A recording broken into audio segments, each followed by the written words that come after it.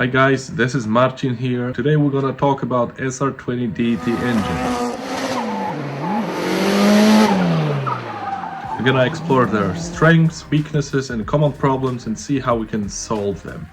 In the previous video we were talking about C18DET engine from a Nissan S13 as well. These engines were greatly misunderstood as we explored, but they are still very much relevant and a good choice for any fast car activities.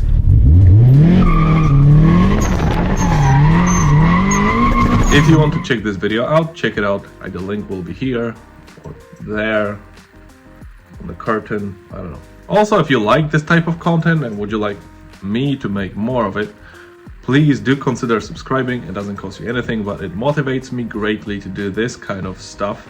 So yeah, kicking off, the SR20DET is a 2-liter 4-cylinder petrol engine. It's been produced from around 1989 to 2002.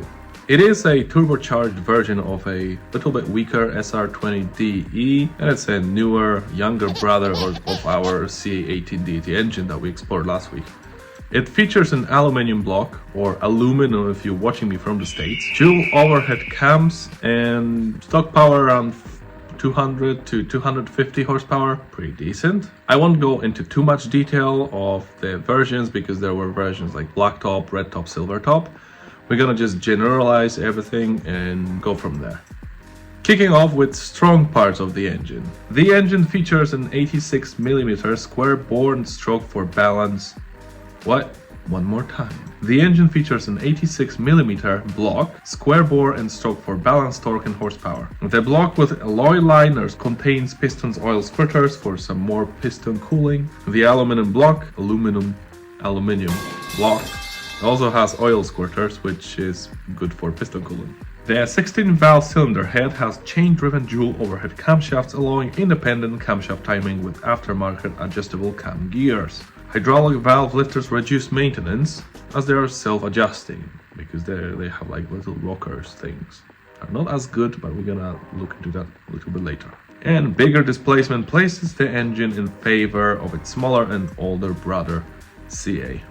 Going on to weaknesses, and the engine will have weaknesses as any other engine. It is good, but it is not perfect. There are things that you would like to keep an eye on, especially when you're considering purchasing an old Japanese performance car that have more than likely had a pretty hard life. SRs, if neglected, they can suffer from some oiling issues. The oil pan is relatively small, and the little pickup tube is located a few millimeters, or I don't know, 3/4 of a bald eagle for you guys in the States, that far from the bottom of the pan. So if the pan takes a hit from a flying rock or bottoms out while you flying down a toll gate, it can hit the pickup line, the pickup tube, and that will cause the engine starving for oil and catastrophic failure. What? Who wrote this? I did. So yeah, hard driving conditions and age are certainly wearing rings in cylinder bores, while low oil pressure can lead to spun bearings. It is not as common as the CA because CA kind of suffers more because it was cheaper, more often neglected, and as many SR owners told us that these engines frequently throw rocker arms as a side effect of valve float. These rocker arms can also break, but fortunately there are aftermarket solutions for this, so go ahead, buy some reinforced ones as well. One of the less known issues is that the water pump tends to break the surface of water. The thing is called cavitation. I think that's how you say it. And thus providing insufficient cooling past 6,000 RPM. I'm not saying it's terrible, but it's always worth considering an upgrade. And also, like any other engine, it's kind of starting to get a little bit old, so it's worth taking a look at the ignition system and the fueling system. Failing fuel pump or coils will affect reliability or its overall feel. Now onto the sad part, which is basically the engine doesn't run as it should. We are assuming you are not running any aftermarket ECUs like, I don't know, Haltech or ECU Master or something like that. We were thinking you have stock stuff and it doesn't work properly. So I do have a couple of examples in here that we're gonna look for. We're gonna try to check them out, and I hope they help you. even if this video helps one person, I will be more than happy, because this will be worth doing in the end. So number one is either ticking or rattling. These engines do rattle, especially I think blacktop ones where you have VVT, and it's the VVT which rattles most of the time. Sometimes you get a sticky lifter, but what you can do is a couple of oil changes and that should quiet it down. For VVT rattle is not as easy fix, because it's the inside sprocket that rattles in the VVT cam wheel. What you can do, you can run a little bit thicker oil, for example 15W50, that should quiet it down a little bit. Or you can replace the valve. Number two, thing doesn't start when it's hot. Very similar issue as in CA18. It is most likely the coolant temperature sensor. If it's reading incorrectly, it's gonna flood it and you're not gonna be able to start. I think when hot it was supposed to be reading 5 volts. Sometimes it's reading 7, and 7 is way too much. So replace that. Is not super expensive. I think they are almost the same as the CA ones. Number 3, rough idle or misfire. Now, 2 things that could be wrong in here. I'm not saying only 2 things, but could be more. First, MAF sensor. That could be that word.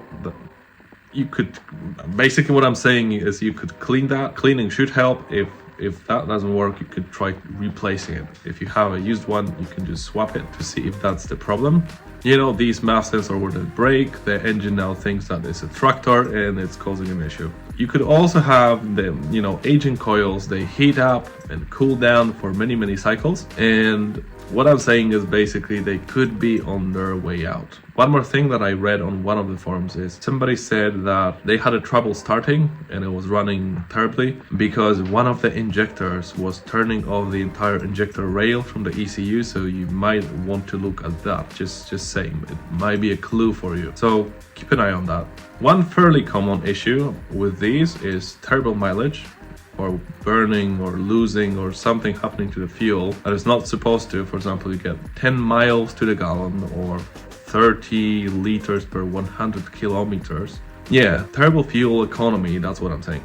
There could be a few things with this. There's one thing called FPCM, or a fuel pressure control module, something like that. Fuel pressure control module. Yeah, I think it's located somewhere near the fuel tank. I'm gonna put a picture on here or there. Haven't decided yet. Maybe there. Let's do it here. Yeah, so check on that, because on idle, it's supposed to drop the voltage on idle, so the fuel pump runs slower. And if it doesn't drop the voltage, now the fuel pump runs like at full speed and is pumping all of this fuel to the engine and goes to the back. So that's maybe flooding it a little bit. Pairing this with faulty fuel pressure regulator, and you have yourself a combo that the engine is basically burning as much fuel as, for example, your typical V8. One more thing that is worth looking at is vacuum leaks or fuel leaks. See if you have a puddle under your car.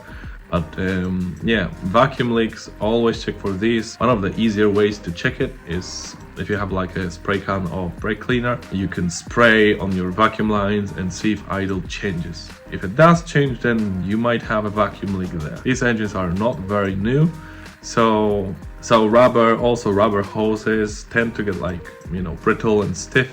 So maybe there's a little crack somewhere you can't see or you missed. Keep an eye on that. Until the next time.